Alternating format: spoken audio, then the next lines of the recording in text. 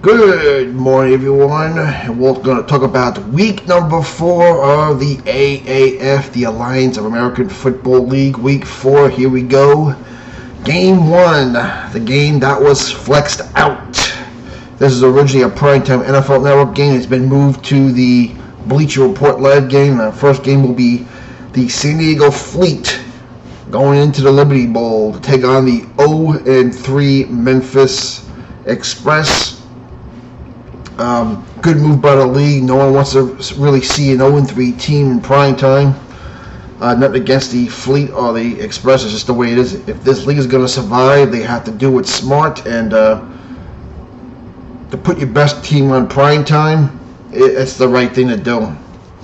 Now, San Diego comes in at 2-1. Memphis comes in at 0-3. The good news for this game, and for Memphis fans and for football fans, Christian Hackenberg is finally having a seat.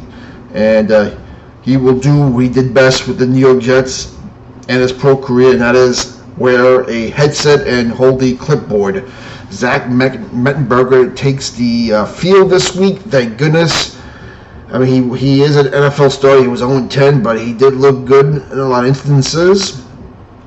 And he looked good last week in the second half of that game against Orlando. And like I said, if Singletary had pulled him earlier, they probably might have won that game. But the one thing Memphis was missing was a passing game. They have a defense, but they constantly get tired. They have a running game, but they didn't have a quarterback who could throw. I mean, like I said, Hackenberg was throwing like Rick Ankiel and Chuck Knobloch.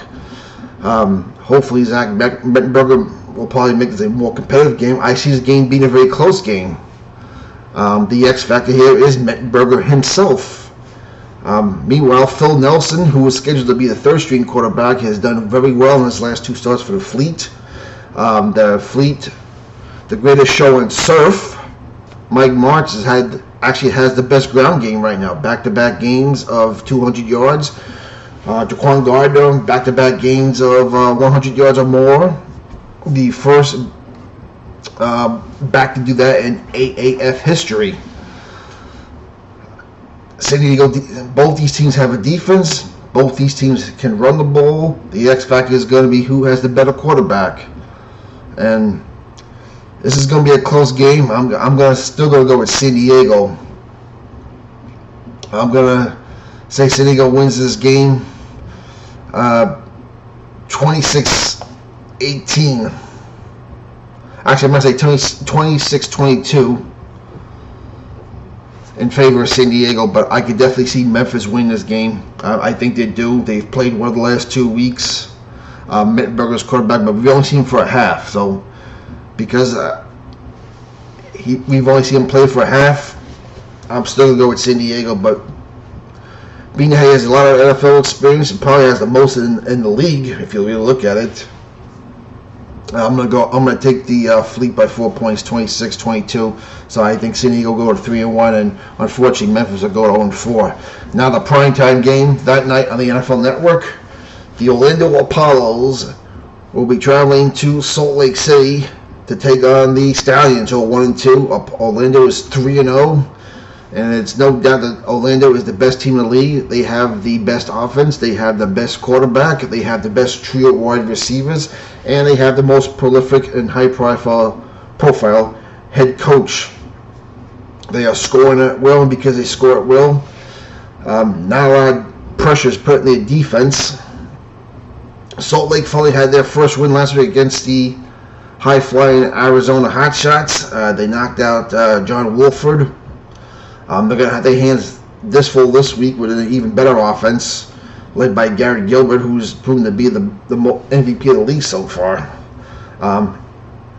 Memphis is going to be 48 degrees and cloudy at game time, and for Salt Lake, I think the forecast calls for about 38 degrees and a chance of a mixture of snow and sleet during the game, later on in the game. So we'll see how much that affects the game. Salt Lake, I think, does have a better running game, and that bad weather may hurt the Orlando Apollos, but I'm still going to take the Apollos. They are proven to be the best team. I think they will win 28-21.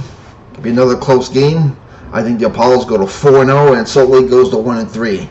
The Sunday game at 4 o'clock on the CBS Sports Network. I think this is the game of the week. The San Antonio Commanders on their second of a 4-game road trip, which I think is garbage, but I guess the Alamo Dome was reserved months in advance, and unfortunately San Antonio is getting the real short end of the stick. They travel to Birmingham to play the old gray lane known as Legion Field against probably the league's best defense, the 3-0 Iron. San Antonio looked very disappointing last week against the San Diego Fleet.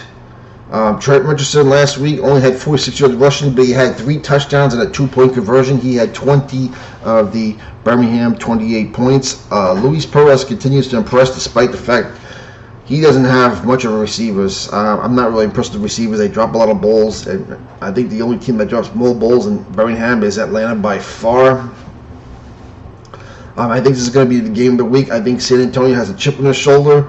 I think Birmingham wants to go 4-0 and hopes we'll have a game of the undefeateds next week when Birmingham and Orlando do play each other. I still think Birmingham has a lot of trouble on offense, and I'm going to go with San Antonio this game. I think San Antonio needs a win. I think they carry a big chip on their shoulder. I mean, they let one get away against the Apollos. Logan Woodside has to get on track. He's thrown 2 big pick 6 2 weeks in a row. One which tied out Orlando with San Antonio. The other one which brought San Diego back in the game last week, and that was all the momentum the Fleet needed. You look at the offensive stats last week; they were pretty much even with San Diego, but the costly turnovers and San Diego taking advantage of opportunities, they won the game big. I like the Commanders to win this game. I see this being an 18-16 game, San Antonio, because I think they have an offense that's more balanced that can take on that Birmingham defense. But I can certainly see Birmingham win this game. This will be another close competitive game this week, but I'm taking San Antonio. And finally, the last game of the week on primetime on the NFL Network. It'll be the 0-3 Atlanta Legends and the 2-1 Arizona Hotshots. Hopefully John Wolford will be back at quarterback this week for Arizona, but regardless, Atlanta is terrible. I've never seen so many drop balls in my life in this set of wide receivers, and I feel bad for Matt Sims. I know a lot of people down in Atlanta are calling for Aaron Murray, the Georgia product, to come on, but Aaron Murray cannot make their receivers catch the ball. I mean, people say, well, Sims is missing low, high, he's not catching people in stride. Well, even when Sims does throw the ball right to them, they just drop it. And a couple of them turnovers have been off receivers' hands into the defense of the team. I'm going with Arizona, whether Wolford starts or not. If Wolford starts, I'm going to go 30-9. This is going to be the blowout of the week. Hopefully Atlanta can give us a good game. Like I said, I don't think it's healthy to have 2 0-4 teams in the league with its first year. Depends on attendance. I'm hoping that we'll see better attendance in Arizona than we did in week 1. They only cracked 10,000. I'm hoping we'll see better attendance at Rice Eccles and Salt Lake City. They only cracked 10,000 also. I think we'll get a good crowd for Birmingham. Hopefully they'll crack 20 this week. And Memphis, maybe they'll crack 10 again. They had 12,000 last game. I think hopefully with Mettenberg starting having a good performance, maybe we get a few more fans there. I'm not really holding my breath about that. So that is this week's picks for week 4 of the AAF. We'll be back during the weekend to give you the highlights and my thoughts of week 4. Enjoy the football action, everyone, and we'll see you during the weekend.